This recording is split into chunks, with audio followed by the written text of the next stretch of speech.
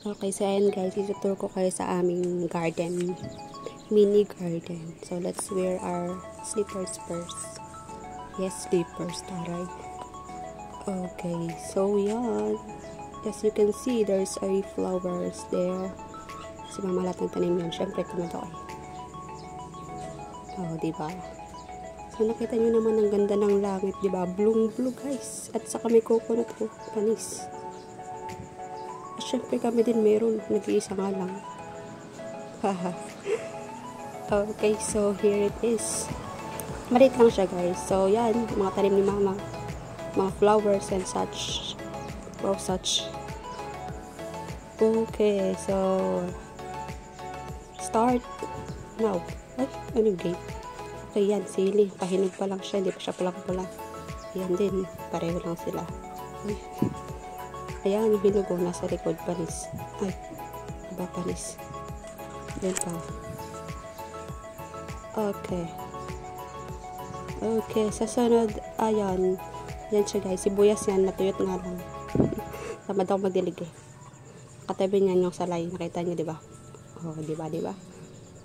Okay, yan, yung green na siling labuyo. Green pa lang, hindi pa hinog. Ayan, siling haba.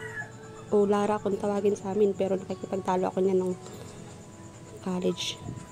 Hindi kami magkaintindihan, iba kasi ang tawag sa kanila sa Laguna. Basta yan yung siling mahaba na pangsigang, kulay green. Tapos ayan, may malunggay siya. Okay, the highlights is here. Patola. Oh, diba? Haba, ang laki. Oh, panis. Straight. Pwede na yung gulayin, guys.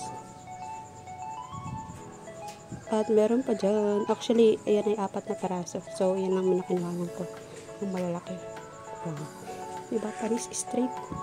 May malunggay. Akala ko meron. Wala na pala pinutol. Ay, of course. Ano ba panghalo natin sa patola? Siyempre, manok. Yan, nakaready na sila. Say hi.